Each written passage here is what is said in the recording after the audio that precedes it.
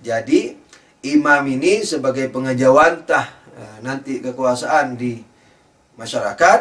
Nah itu harus memiliki modal apa? Harus memiliki modal ilmu kerasulan, ilmu kenabian. Nah, ilmu kerasulan dan kenabian. Makanya imam itu lebih tinggi dari sekedar rasul. Jadi kalau ada rasul, hanya rasul saja. Ada nabi, hanya nabi saja. Nabi dan rasul sama, bedanya sedikit. Bukan sekarang waktu menjelaskannya. Jadi kalau ada hanya orang yang pangkatnya rasul dan nabi saja, tidak diperintah untuk menegakkan negara oleh Allah, pemerintahan Islam, maka pangkat imam kita ini 12, walaupun tidak ada nubuahnya, walaupun tidak ada kerasulannya, pangkatnya itu, pangkat imam ini lebih tinggi dari sekedar kerasulan dan kenabian. Kenapa? Karena keimamahan itu adalah penegakan kerasulan. Kalau rasul kan hanya menyampaikan risalah Allah, tapi kalau imam menegakkan risalah Allah di masyarakat. Sudah tentu kalau didukung rakyatnya. Kalau tidak didukung, ya rakyatnya yang dosa, bukan Tuhan. Yang jelas bahwa syariat ini maslahat ditegakkan, tidak hanya disampaikan. Lalu rasulnya kalau masih perlu diuji lagi kayak Nabi Ibrahim alaihissalam. Baru setelah itu diperintah untuk menegakkan negara Islam, pemerintahan Islam. Kalau misalnya tadi sebelumnya hanya mengatakan zina itu cambuk, kayak Nabi lah. Misalnya di Mekah misalnya kan mungkin belum ada perintah penegakan waktu itu. Sekalipun mungkin sudah turun itu hukum-hukum. Misalnya hukum dera barangkali perlu diteliti lebih jauh. Tapi semasa di Madinah sudah mampu menegakkan negara Islam. Makanya sekalipun di Mekah apa diperintah atau tidak menegakkan, tapi kalau di Mekah kalau diperintah berarti belum ada pendukung, berarti tidak bisa, dan itu bukan kesalahan Tuhan dan Nabi. Tapi ketika sampai di Madinah dengan dukungan yang ada, Nabi SAW mampu mengaplikasikan imamah secara nyata. Nah, jadi imam ini harus memiliki bekal ilmu kenabian dan kerasulan. Nah, imam kita dibekali oleh Allah melalui rasulnya. Gitu. Makanya saya kota ilmu Ali pintunya, barang siapa ingin kota, masuklah lewat pintunya, yakni tanya ke Ali. Jadi mau tanya ilmu apapun tentang ilmuku, tanya ke Ali. Nah, itu menunjukkan bahwa 100% yang diketahui Nabi sudah diajarkan ke Imam Ali, dan begitu juga kepada para imam yang lainnya yang diikrarkan sendiri oleh Allah sebagai maksum, sebagaimana yang tertera dalam surat 33 ayat 33. Shallu ala Nabi. Allahumma shalli ala Muhammad wa ali Muhammad. Nah, jadi kemarin sudah dikatakan juga imam ini ada dua, imam manusia pribadi, terus imam sosial. Imam manusia pribadi apanya? Akalnya. Sebagaimana Hisham bin Hakam, saya selalu bilang Hakam kemarin ya. Hisham bin Hakam namanya. Walaupun saya juga kalau nggak salah menyebut di awal-awal Hisham bin Hakam, tapi terus belakangnya terus Hakam terus. Jadi Hisham bin Hakam yang dipuji sama Imam Ja'far sampai dia malu-malu. Dia berdalil bahwa keberadaan imam ini penentu segalanya, karena dia yang harus menegakkan pemerintahan dalam sosial. Nah, membuktikannya ke ulama sunni dengan apa? Dengan mengatakan kalau kamu melihat benda di kejauhan sana terus samar-samar, matamu nggak jelas, telingamu juga nggak jelas bisa menilai, terus kamu merujuk kemana untuk menilai, mengomentari benda itu apa? Dia berkata ke akal lah. Terus dia katakan kamu saja yang hanya dibekali mata, telinga, tangan, kaki, ini harus ngikut sama akalmu sebagai imam. Bagaimana masyarakat yang memiliki ribuan, ini bahasa saya, ribuan spesifikasi dan seterusnya, lalu tidak ada imam yang mengaturnya? Tidak mungkin, gitu. Jadi, dan itu dipuji sama Imam Ja'far sampai Hisham merasa malu. Hisham paling kuatnya, termasuk yang paling kuatnya masalah akidah dari murid-murid Imam Ja'far alaihi salam wa ridwanullah ta'ala alaihim. Sallu ala nabi. Allahumma salli ala Muhammad wa ali Muhammad wa ajil farajahum.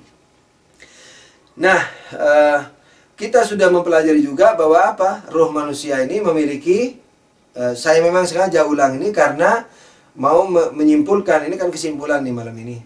Jadi roh manusia juga memiliki empat kan, daya tambang, daya nabati, hewani, dan akal. Nah, akal ini kan ada dua, sudah dijelaskan tadi. Nah, ketika sekarang ini adalah apa? Dalam suatu kaidah, jadi kalau penyempurna manusia itu akalnya, maka yang tidak berakal, dia belum manusia.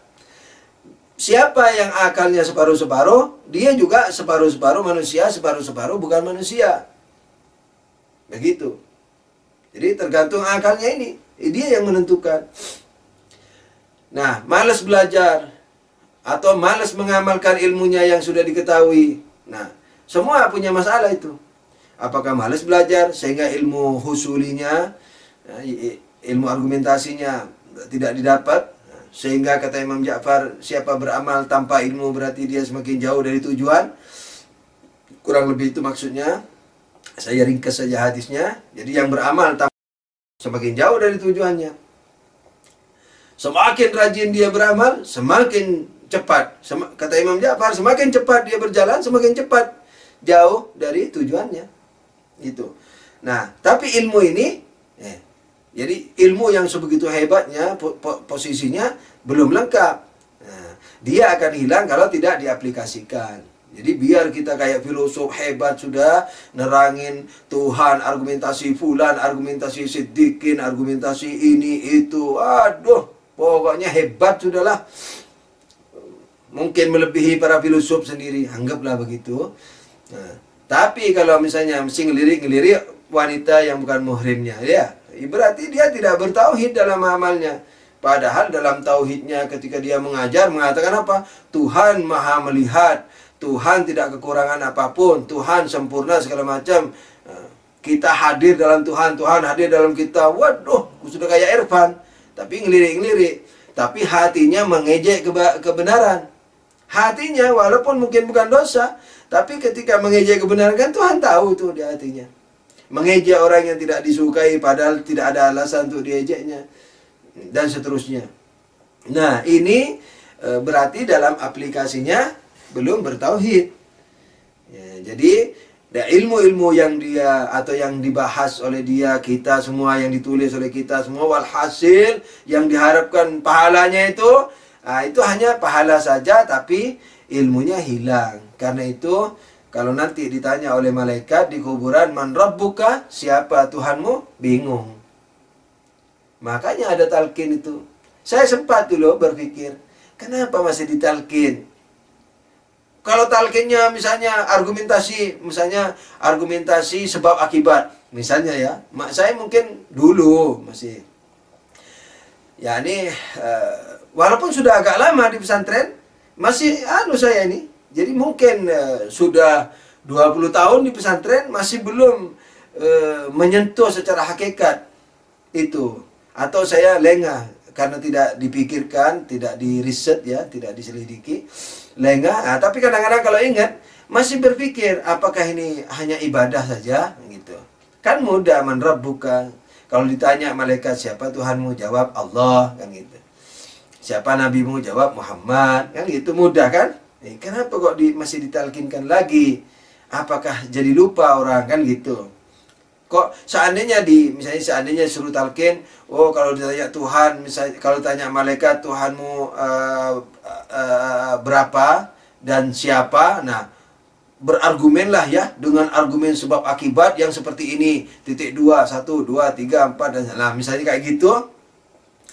Nah itu masih bisa lah kan, maksudnya ngajari kan gitu. Tapi ini enggak, man rabbuka. Jadi suruh ajari oleh Nabi, karena dia mesti mendengar siapa. Kalau ditanya siapa Tuhanmu, jawab Tuhan, jawab Allah. Kalau tanya siapa nabimu, jawab Muhammad. Kenapa? Nah, karena ilmunya ilmu kita ini yang sangat meyakinkan, yang kalau dikasih semiliar suruh kafir nggak mau, suruh dikasih semiliar suruh ngecam Nabi nggak mau. Nah, yang sudah sebegitu fanatiknya kan kita sama ilmu kita ini. Tapi ilmu kita ini bisa hilang kalau tidak diaplikasikan. Karena masih akal nadari, belum masuk ke akal apa? Aplikasi. Nah, kalau sudah diamalkan, nah, seperti mengadakan majlis, seperti majlis Husainiyah, ya, karena simpatik sama Nabi, kemudian diamalkan ajarannya, fikihnya, Tuhan juga begitu. Tuhan kita yakini, dan kita bawa terus Tuhan dalam setiap saat. Baik lahir batin, kretek hati, kretek pikiran, ucapan, pandangan, semua diaplikasikan. Yang dimaukan Tuhan seperti apa, yang merupakan konsekuensi dari keimanan kepada Tuhan seperti apa, semua itu diamalkan. Lah, ini sempurna nanti manusianya. Jadi kalau ditanya malaikat, siapa Tuhanmu? Gampang, Allah. Menjawabnya mudah, Allah. Tapi kalau tidak, Ayatullah Jawadi mengatakan dalam satu pelajaran, sampai saking bingungnya orang sampai menunjuk ke malaikatnya itu. Nah, sampai menunjuk ke malaikatnya itu. Ya kamu Tuhanku. Saking bingungnya. Nah, dalam suatu riwayat, an-naum akhul maut. Tidur itu apa? Tidur saudaranya mati. Nah, maksudnya apa? Di antara banyak maksudnya. Di antaranya, kalau orang tidur sudah dia tidak punya kontrol ikhtiari.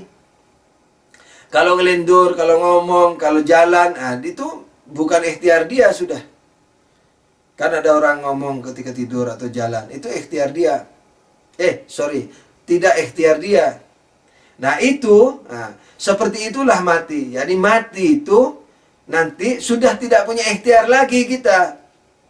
Jadi yang bicara itu bukan mulut kita, bukan ikhtiar kita mau jawab enggaknya. Bukan. Siapa yang jawab? Roh kita. Roh kita yang mana? Yang sudah tidak bermulut, yang sudah tidak bermata, yang sudah tidak berkaki, yang sudah tidak bertangan, yang sudah tidak berperasaan. yakni non materi. Walaupun non materi barzakhi. Maksudnya apa? Maksudnya yang akan bicara menjawab malaikat itu atau menjawab Allah di hari akhirat adalah ruhnya itu. Nah, ruhnya ruh siapa? Ruh manusia. Ruh manusia ini kelebihannya di mana? Di akal. Akal apa? Akal pengetahuan dan akal prakteknya. Akal aplikasinya. Jadi nanti bukan ikhtiar itu. Mau jawab enggak ya? Mau jawab enggak? Enggak bisa.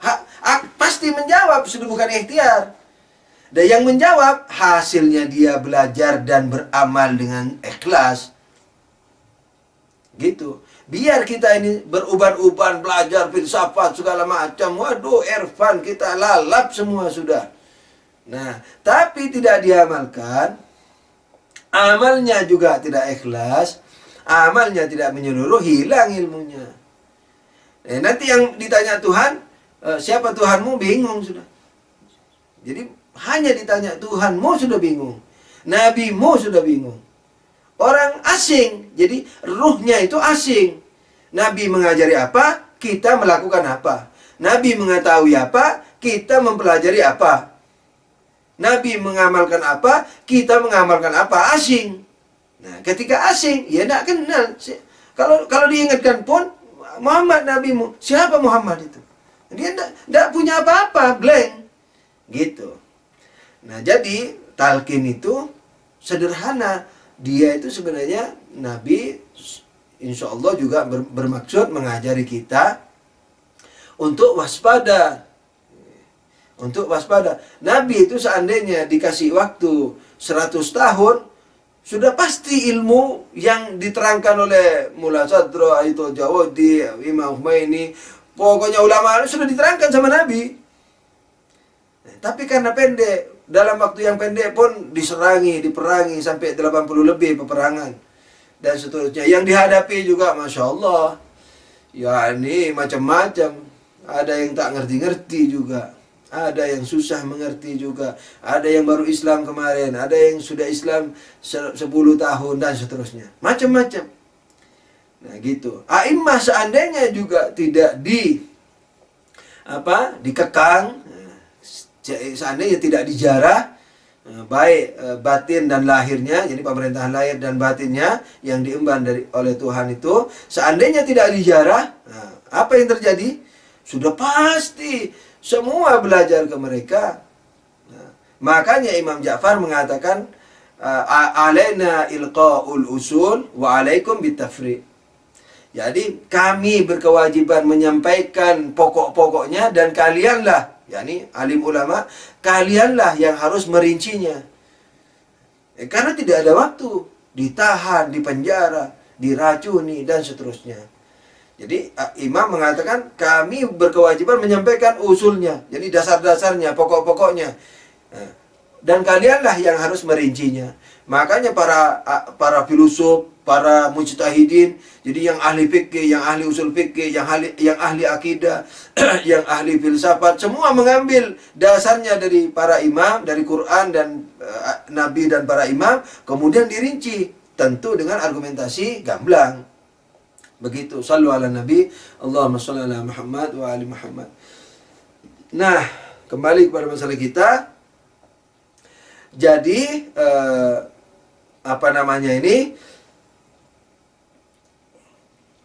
titik poin fadilah yang dimiliki oleh manusia apa? Akalnya. Kan gitu, kembali kepada masalah ini. Nah, akalnya dua. Akal nadari sama amali. Akal teori dan akal praktek. Nah, coba perhatikan ayat yang kemarin itu, yang selalu kita baca, yang tadi juga kita baca.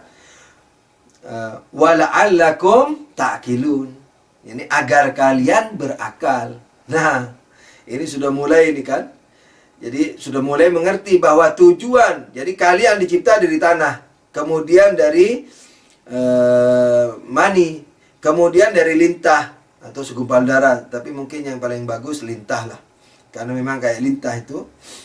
Kemudian dikeluarkan sebagai bayi, kemudian kalian dewasa, kemudian tua. Ada yang mati sebelum itu, yang sebelum tua, yakni apakah setelah lahir, sebelum lahir, apakah di perut atau di mani. Dan mani itu jutaan, jadi yang jadi cuma satu. Jadi yang mati jutaan. Nah itu apa? Yatawaffa min qabl, jadi mati sebelumnya. Nah, dan sebagian barangkali bisa mencapai umur yang dicanangkan, bukan ditakdirkan, ya dicanangkan. Jadi kalau tidak ada halangan segala macam, misalnya manusia bisa umur 1000 tahun misalnya gitu. Tapi karena selalunya berhubungan dengan ikhtiar manusia, banyak tidurnya, kurang tidurnya, banyak makannya, kurang makannya, bagus makannya, bagus istirahatnya, tidak bagus istirahatnya, olahraga tidaknya, makan apa segala macam, itu semua mempengaruhi apa? Umur manusia. Makanya umur itu adalah ikhtiar, mau syahid, mau enggak, kayak di Karbala itu. Jadi enggak ditentuin mereka. Kalau ditentuin sama Tuhan syahid di Karbala, ya mereka enggak punya fadilah, kan gitu. Nah, wala'allakum ta'qilun. Nah, kalau kemarin kan agar kalian berakal, maksudnya menggunakan penjelasan terjemahannya secara sederhana. Saya mengatakan apa kemarin? Agar kalian apa? yakni kalian manusia, agar kalian berakal, yakni mengerti proses ini dan mensyukuri. Mengerti kelemahanmu, jangan sombong, taatlah pada Tuhan, jangan congkak, dan seterusnya. Jangan sombong, jangan merasa misalnya sudah hebat, jangan sesekali, kapanpun, dan sebanyak apapun belajar. Nah, kayak gitu. Ya, la'alakum ta'qilun, kan gitu anunya kemarin kurang lebih terjemahannya. Nah, sekarang ini kita sudah mulai lebih mengerti lagi karena sudah melewati 24 mukaddimah selama 10 hari ini. Yakni apa? La'alakum ta'qilun, yakni agar kalian berakal. Yakni maksudnya apa? Dari tanah, dari nutfah, dari tanah, dari mani, bayi, dewasa, tua. Nah, ini semua diproses sama Allah supaya apa? Nah, supaya kalian mencapai akal, yakni bahwa kalian manusia kalau tidak hati-hati tidak akan bisa jadi manusia. Karena manusia ditentukan oleh akalnya. Jadi supaya kalian menjadi manusia hakiki, la'allakum ta'qilun. Kurang lebih begitu maksudnya. Jadi aku ciptakan ini semua supaya kalian sampai kepada hakikat manusia itu akal. Makanya teman-teman di Tangerang bertanya, kalau kita lahir kan berarti masih potensi, itu akal potensi. Ahsan, betul. Karena akal potensi ini masih dua lagi malah. Akal potensi pada ilmu nadarinya, pada akal ilmunya, masih juga apa? Akal potensi pada akal aplikatifnya, pada akal prakteknya. Oh, jadi masih dua, masih punya dua potensi, masih dua, bukan hanya satu yang namanya aplikatifnya saja. Melainkan apa? Melainkan ilmunya juga masih potensi. Ilmu teorinya yang argumentasi yang bakal dilupakan kalau sudah tua, atau apalagi kalau sudah mati. Nah, ini jadi dua-dua potensi ini masih ada. Jadi sebenarnya insan yang hakiki itu berproses setelah lahirnya itu. Ini insan yang sempurna, bukan natural ya. Kalau natural cukup dikatakan bahwa dia bisa menyimpulkan universal, udah dibilang akal. Karena akal itu adalah kemampuan menyimpulkan universal. Ya, kalau binatang tidak bisa menyimpulkan universal. Kalau manusia bisa. Nah, itu akal. Dan menerapkan tentunya ya kepada cabang-cabang lainnya seperti ilmu-ilmu partikuler, meracik, menggandeng, membuat argumentasi dan seterusnya. Itu akal. Tapi intinya di penyimpulan universal. Ini masih manusia natural, tapi manusia hakiki apa? Yang berakal tadi, yakni akalnya yang sempurna dari ilmu teorinya dan amalnya. Yakni tekad kepada amalnya, bukan tekad ke depan ya. Tekad waktu beramal itu. Jadi selalu bertekad melakukan amalnya. Bukan bertekad sedetik kemudian ya, atau sedetik sebelumnya, atau seminggu sebelumnya, apalagi. Bukan tekad itu. Kayak di sholat, saya mau tekad bertaubat. Itu belum akal amali. Akal amali yakni ketika tadinya dia pemakan babi, ketemu babi, tidak mau makan. Nah, itu namanya akal amali. Bukan bertekad waktu gebrak-gebrak sejadah, wah aku mau tobat dari dosa ini. Misalnya, bukan itu. Itu bukan akal amali. Itu baru nadari. Baru akal teori ya nih. Akal amalinya ketika ketemu babi, tidak makan. Ketika ada perempuan lewat, tidak. Atau laki-laki lewat, yang perempuan tidak ngelirik. Karena haram juga melihat. Jadi bukan hanya lelaki yang haram melihat wanita bukan muhrim auratnya, atau biar yang bisa dilihat tapi kalau dengan lezat maka haram. Perempuan juga begitu. By the way, ini bab lain nanti, bab fikih. Allahumma sholli ala Muhammad wa ali Muhammad. Jadi la'allakum ta'qilun, yakni supaya kalian nyampe ke akal. Nah, akalnya dua tadi. Nah, kemarin sudah disinggung. Nah, ini sudah mulai mengkerucut. Kemarin sudah disinggung apa? Bahwa gangguan yang bisa mengganggu akalnya apa? Macam-macam, kepentingan, cinta dunia, maksiat, apa segala macam. Itu daerahnya di mana? Di bawah akal. Karena kalau kepentingan itu kan perasaan. Oh, saya suka ini, oh saya suka itu. Saya suka makanan ini, oh saya suka kelompok itu. Oh, saya suka yayasan itu. Oh, saya suka tidak suka yayasan itu. Oh, saya tidak membahas saya suka partai itu, saya tidak suka partai itu. Saya suka misalnya organisasi itu, saya tidak suka organisasi itu. Saya tidak mau bahas partainya, organisasinya, yayasannya ya. Semuanya bisa jadi baik. Pisau bisa jadi baik, nasi bisa menjadi baik, tapi bisa jadi jelek gitu. Jadi tergantung bagaimana kita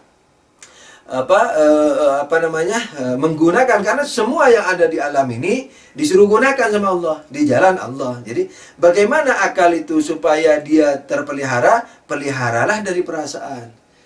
Saya sudah nganjurin kemarin-kemarin dan selalu begitu nganjurin. Misalnya kalau mau diskusi, mau apa, hilangkan dulu kesuka-suka, suka ini, suka itu, tidak suka ini, tidak suka itu, hilangin dulu itu. Nah, murni tetap argumentasinya. Nah, makanya para imam mengatakan bahkan apa? Hudil hikmah. Jadi undur man qala wala tandur undur ma qala wala tandur man qala, kurang lebih begitu. Atau khudil hikmah walhasil saya lupa. Jadi Tapi maknanya ingat, yakni ambillah perkataan kuatnya, yakni hikmah itu yang argumentatif, dan jangan perhatikan siapa yang bicara. Kalau itu masalah ilmu. Kalau masalah berita, berita kan bukan ilmiah. Oh, kebakaran, oh, pembunuhan, oh, pencurian. Nah, itu lihatlah orangnya. Inja akum fasikum binaba'in, kalau datang kepadamu berita dari orang yang masih memiliki dosa, apa namanya? Inja akum fasikum binaba'in fatabayyanu, maka konfirmasikanlah. Gitu. Tapi kalau ilmu, hikmah, ya, hikmah ini yang argumentatif, kuat. Hikmahnya ini muhkam, kuat. Kuat, ya, ini argumentatif. Nah, yang argumentatif ini, lihat argumennya, gitu. Jangan lihat orangnya, anjurannya begitu. By the way. Nah, jadi yang menghalangi ini tujuan kita jihad, ya ini. Jihad, ya ini apa? Perjuangan. Nah, jihad ini, ingat, jihad yang saya bahas bukan jihad perang di medan laga. Apa saja, pokoknya perjuangan. Nah, manusia ini karena dihalangi oleh, ya kan, la'allakum ta'qilun nih, tujuannya ini dari tanah, dari nutfah, dari lintah, dari anak kecil, dewasa, kemudian tua. Nah, supaya mencapai akal. Nah, tujuannya diciptakan manusia kemana? Ke akalnya itu. Yang dua itu, akal nazari sama akal amali. Nah, ganjelannya di mana? Ya, ganjelannya yang di bawahnya. Yakni rasa, perasaan, kemudian natural, ini apa namanya? Nabati, kemudian tambang. Juga mengganggu. Makanya misalnya mungkin kalau banyak makan nanti orang malas belajar. Nah, itu terganggu. Karena ruhnya banyak daya yang dipakai, daya menggiling makanannya dan mensuplai ke berbagai anggota badan. Nah, itu apa namanya itu? Yakni nabati. Ya, yakni daya nabati yang banyak bekerja nanti. Nah, ketika misalnya termasuk tambangnya juga yang berputar-putar kan, yang badan tuanya diganti segala macam, ganti badan baru dengan gizi segala macam, walhasil detak jantung berdetak-detak, walhasil gitu. Terus ketika itu sudah terpenuhi, badan sudah banyak semua, nah perasaannya mulai yang gitu, karena sudah mulai sudah penuh gizinya. Nah, akhirnya apa? Nafsunya tinggi umpamanya. Tidak apa-apa, normal nafsu tinggi. Tapi perasaannya sekarang terusik. Wah, udah, bagaimana caranya ini? Nah, umpamanya nyari ini, nyari penghalalan, pemborosan, dan segala macam, dan seterusnya. Jadi kesibukannya di mana? Kesibukannya di bawah ruhnya. Jadi akalnya, apa namanya? Akalnya tidak, akalnya terganggu. Jadi akalnya ini yang mestinya dia memiliki kesempatan untuk berpikir, mencari ilmu, dan mengaplikasikan dan seterusnya. Nah, itu memiliki kesempatan yang mestinya memiliki kesempatan yang banyak, tapi karena ruhnya sibuk mengatur urusan-urusan yang berhubungan dengan tambang, nabati dan hewaninya, maka dia tidak susah, jadi tidak mencapai manusia, susah mencapai manusia. Nah, jadi ini sudah. Jadi penciptaan kita ini la'allakum tattaqun, supaya kalian masuk ke akal itu. Artinya apa? Nah, karena kita dilengkapi dengan tiga daya itu. Nah, karena kita dilengkapi dengan tiga daya itu. Nah, saya ulangi karena saya ulangi penyimpulannya. Ya, jadi ya kan tujuan kita untuk mencapai akal itu ya. Nah, jadi kalau syahwatnya banyak dipakai, makannya banyak, segala macam, syahwatnya juga segala macam. Nah, jadi kesibukan ruh itu kemana? Kesibukan ruhnya banyak digunakan ke urusan makan, menggiling makanan, memproses gizinya, mengganti anggota tubuh yang sudah lama mati dengan yang gizi yang baru. Syahwatnya juga begitu, rasa perasaannya juga begitu. Jadi perasaannya main banget, perasaannya toh, dan seterusnya. Jadi sibuk di sini, di bawah. Ketika sibuk di bawah, maka akalnya potensi akalnya tidak tidak tumbuh, tidak berkembang. Karena itu menuntut ilmunya malas, apalagi mau beramal. ya kan? Beramal, sah sholat, apa semua, orang sudah kenyang misalnya, dan seterusnya. Jadi orang sudah kenyang, malas segala-galanya kan gitu. Nah, jadi harus diatur tuh, bagaimana kenyangnya, kapan harus kenyang, kapan istirahatnya, dan harus diatur oleh akalnya. Jadi kita wajib makan, tapi wajib diatur oleh akal kita. Jadi nih ya, jadi karena tujuan penciptaan la'allakum ta'qilun, pencipta manusia agar kalian berakal, berarti kalian harus mencapai akal itu. Harus, wajib. Kalau enggak jadi binatang, kalau enggak jadi tumbuhan. Nah, jadi wajib mencapai akal itu. Yani akal nazari sama akal aplikasi. Nah, karena dalam tubuh manusia memiliki 3 daya itu, nah, berarti sejak dari awal manusia itu dicipta untuk berjuang. Untuk berjuang. Ini jihad. Yang saya katakan jihad. Jadi hakikat jihad. Esensi jihad. Jadi perjuangan. Bukan hanya perjuangan ekonomi dan politik, bukan. Dalam diri naturalnya saja sudah perjuangan. Nah, baru nanti yang di akalnya ini, karena dia harus mengerti juga politik, ekonomi, dan aplikasinya, baru jihad yang di luar ini ikut. Jadi sebenarnya jihad yang di luar ini ikut jihad yang di dalam. Karena itulah kalau orang berjihad hanya ikut di luar, tidak ikut di dalam, kadang-kadang di tengah jalan berubah. Mudah berubah. Nah, tapi kalau ikut jihad di dalam, ini kurbatan ilallah jihadnya itu, maka kurbatan ilallah dan apalagi mengerti, nah, maka dia bisa mencapai derajat yang tinggi. Karena itulah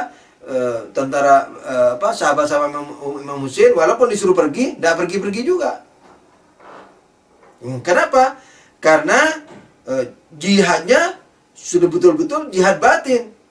Makanya dikatakan bahwa jihad nafas itu lebih afdal dari jihad pedang. Nabi mengatakan SAW, sepulang dari pertempuran, kami pulang dari perang yang kecil menuju perang besar. Perang kecil yakni apa? Yang dengan pedang itu, walaupun sudah banyak korban loh, banyak yang syahid, banyak yang luka-luka, tapi itu dianggap perang kecil. Yang perang besar adalah perang nafas, perang jiwa ini. Nah, perang jiwa yakni apa? Yakni mengontrol daya rasa, perasaan, daya hewani, nabati, dan ma'dani ini, dan daya tambang ini dikontrol oleh akal. Caranya ngontrolnya kemana? Nah, Imam mengatakan al-amil bila amal, al-amil ala ghairi basiratin kasair ala ghairi tarikin. yakni yang beramal tanpa ilmu seperti berjalan tanpa tahu jalannya. Jadi misalnya Jakarta di barat, dia jalan ke timur. Semakin ngebut dia ke timur, semakin jauh dari Jakarta. Maksudnya harus pakai ilmu. Ilmunya argumentatif, gamblang, tidak boleh dicampur perasaan, rasa, dan seterusnya itu. Suka, tidak suka, jangan dicampur itu. Jadi harus argumentasi aja. Nah, dari sini nanti diaplikasikan. Begitu. Jadi jihad ini, jadi jihad jiwa ini penentu. Nah, jadi makanya kalau misalnya kalau tidak punya dasar seperti ini, maka bisa saja pejuang, pendemo, umpamanya toh, tapi sebentar berubah, tidak aneh. Karena dia tidak berjihad dari dalam. Tidak menyadari tugas dia sebagai manusia. Padahal jihad luar itu merupakan apa? Kembangnya. Jadi kalau kita mau berorganisasi, mau beryayasan, mau berpartai, itu biar sudah berhasil sak gede-gedenya. Nah, kalau dasarnya tidak dibangun, sia-sia.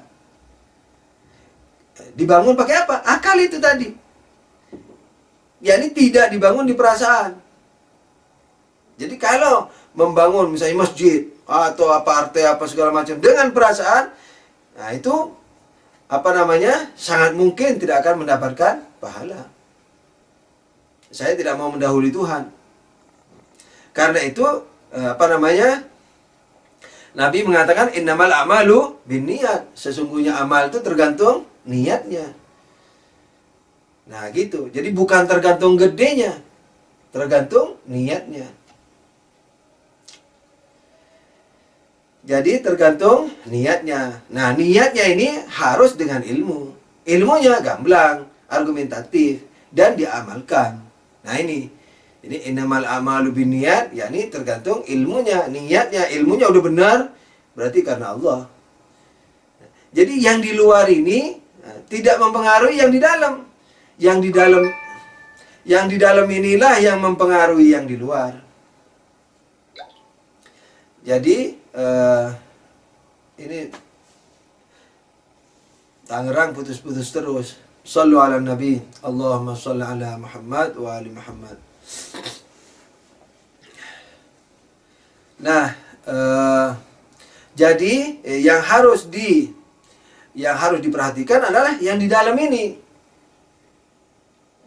Jadi yang harus diperhatikan yang di dalam. Makanya kalau dalilnya perasaan, suka ngaco-ngaco dalilnya. Kadang-kadang kita buat misalnya yayasan sedikit, orang tidak mau ikut, sudah dibilang, wah kamu tidak ikut beraturan nih. Imam Ali kan suruh mengatur. Imam Ali mengatakan suruh beraturan, tapi Imam Ali tidak mengatakan beraturan dengan yayasanmu, dengan kelompokmu. Dari mana?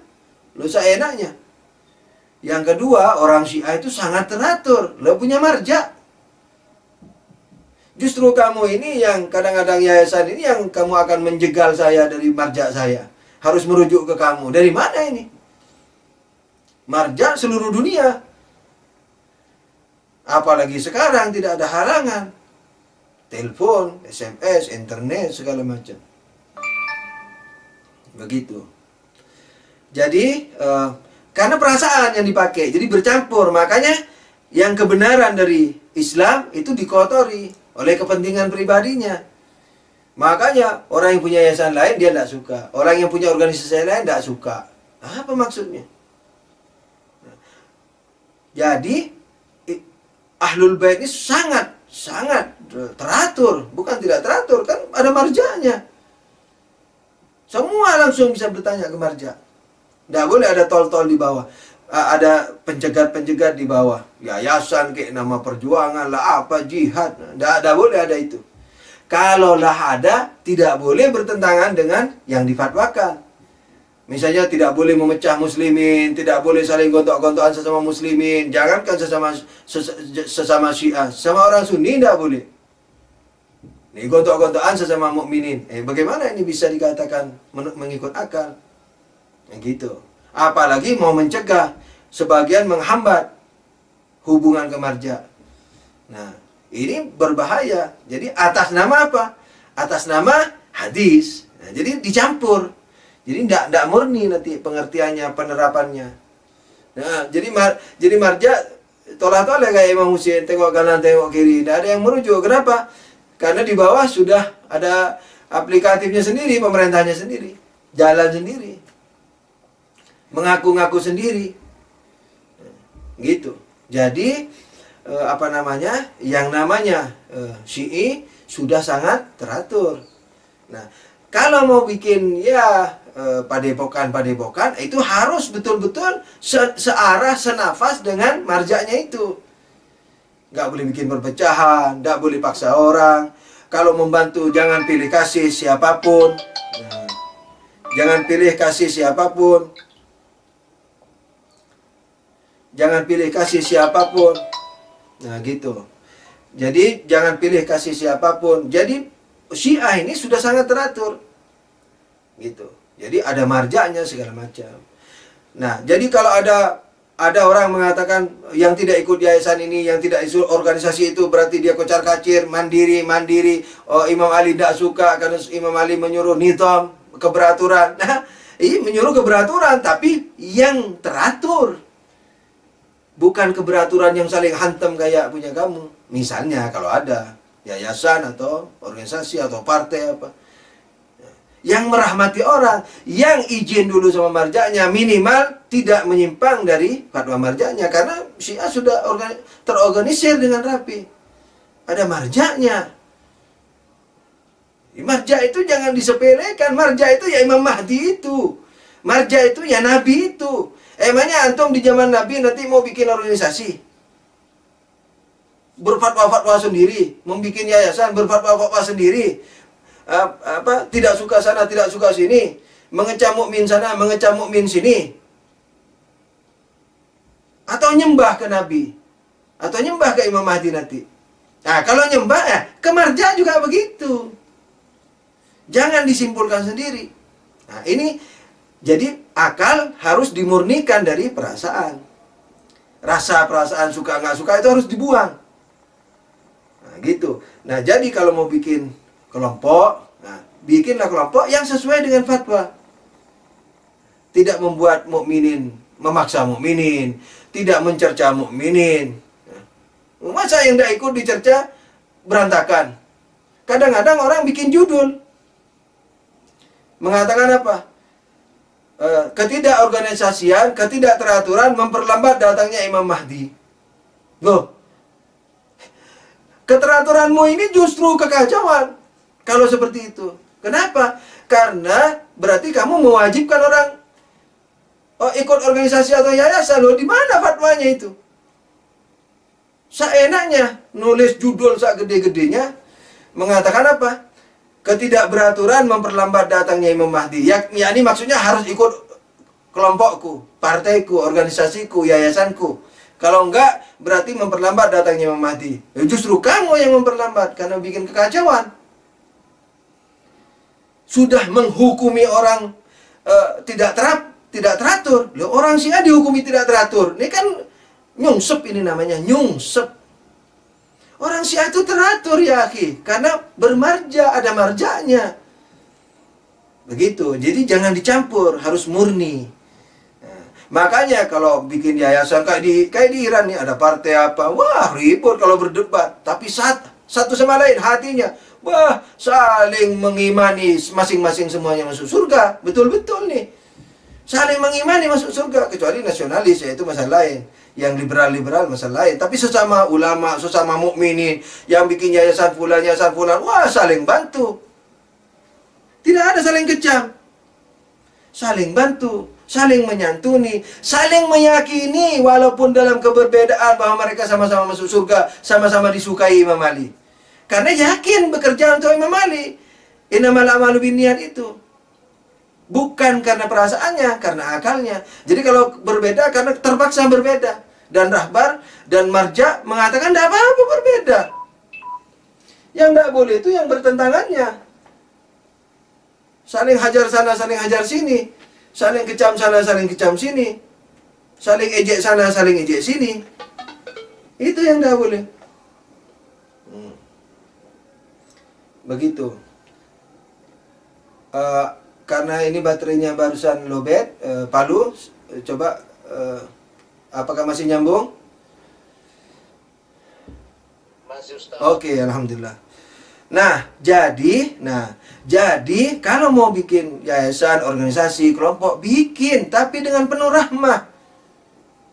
Kalau orang yang tidak ikut organisasi sakit, yang organisasi ini yang harus datang duluan. Misalnya ada yayasan A, yayasan B, ada ormas A, ormas B. Yang sakit ormas B. Yang datang duluan harus ormas A sebelum anggota ormas B. Begitu. Ini namanya rahmah. Ormas A kecam ormas B karena berbeda pandangan segala macam. Emangnya di ormas B-nya nggak ada pandangan yang berbeda, nggak ada saling kecam kalau meeting itu. Nah, gitu. Nah, jadi harus rahmah. Harus merujuk kepada akal. Jangan dicampuri hawa nafsu hewani ini. Nah, gitu. Jadi suka sana suka sini. Ya, hawa nafsu ini bukan bukan mau zina, bukan mau makan haram, bukan. Pokoknya nafsu, selain argumentasi. Itu nafsu sudah. Biar niatnya baik, tapi nafsu kalau tidak pakai akal, tidak pakai ilmu. Gitu. Jadi Syiah ini sangat teratur. Jangankan Syiah, Sunni, kalau Sunni betulan kayak Syafi'i sangat teratur. Ada marja taklidnya, yakni Syafi'i. Kemudian di bawah ada kiai-kiainya, ulama. Semua mereka teratur dari dulu teratur. Sebelum ada NU, mereka sudah teratur. Apalagi dengan NU-nya lebih teratur lagi. Nah, di Syiah juga begitu. Nah, jadi jangan mencampuri urusan akal dengan hawa nafsu. Kalau ini tidak dimengerti, biar sampai tua kita tidak akan bisa mengerti. Makanya kadang-kadang melampaui batas. Jadi bukan hanya tidak ikut marjanya disalahin. Oh, nggak ngerti Indonesia marja kita. Ngapain merujuk segala-galanya? Ada loh yang bilang begitu dulu. Kenapa kita harus Iran melulu? Dia bilang begitu. Nah, saya tidak mau nyebutin siapa orangnya. By the way, jadi argumentasi harus dimurni. Ini artinya jihad. Nah, jihad yakni la'alakum ta'qilun kan tujuannya, hikmahnya yakni jangan di-sekali lagi tujuan itu kalam, kemudian kalau hikmah filsafat jangan jadi hikmah penciptaan manusia adalah la'alakum ta'qilun. Nah, penghalangnya ini semua. Penghalangnya apa? Penghalangnya hawa nafsu dan seterusnya ini, yakni nabati, hewani. Nah, ini jihadnya kita di sini, ini jihadnya. Bukan berteriak di jalanan, bukan berteriak di mimbar, apalagi teriaknya mengecam kelompok lain. Yang mukminin juga, yang satu marja juga, wallah kasihan. Nah. Mana nih yang putus?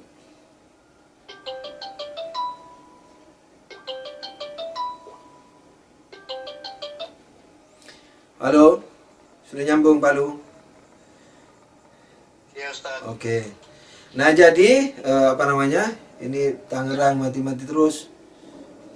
Biar aku yang call deh.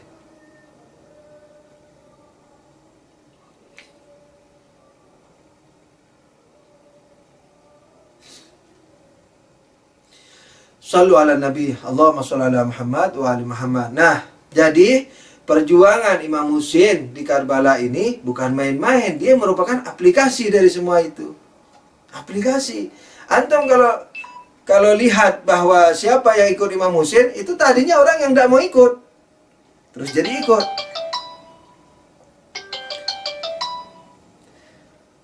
Nah, jadi yang ikut Imam Husain tuh sebagian tadinya tidak mau ikut, akhirnya jadi ikut. Sebagian ada yang ikut, tapi akhirnya tidak ikut. Nah, begitu. Jadi innamal a'malu binniyahnya, jadi penghalang ini jihad akbar, jihad yang sesungguhnya itu jihad yang di dalam ini. Yang di luar nanti aplikasinya sudah tentu, yang tidak beramal di luar berarti tidak beramal di dalam. Itu sudah pasti. Nah, jadi kita udah mengerti sekarang ya bahwa jihad ini adalah wajib hukumnya. Karena tujuan atau hikmah penciptaan la'allakum ta'qilun. Ilmu kalam tujuan, filsafat hikmah. Hikmahnya atau tujuannya la'allakum ta'qilun, supaya kamu berakal. Nah, berakal dua, nadari dan amali. Nah, jadi kita dicipta ini memang untuk berjihad. Nah, makanya Nabi innamal a'malu binniyat dan seterusnya. Nah, aplikasinya keluar, ke dalam dulu baru keluar nanti. Jadi itu perjuangan misalnya perang, yayasan, organisasi, partai itu kecil jadinya nanti. Karena nanti dianggapnya sebagai alat saja. Gitu. Bukan dianggap agama. Yang tidak ikut sesat, yang tidak ikut tidak disukai Imam Ali. Lah, enaknya. Yang tidak ikut berantakan, tidak teratur. Wah, enaknya.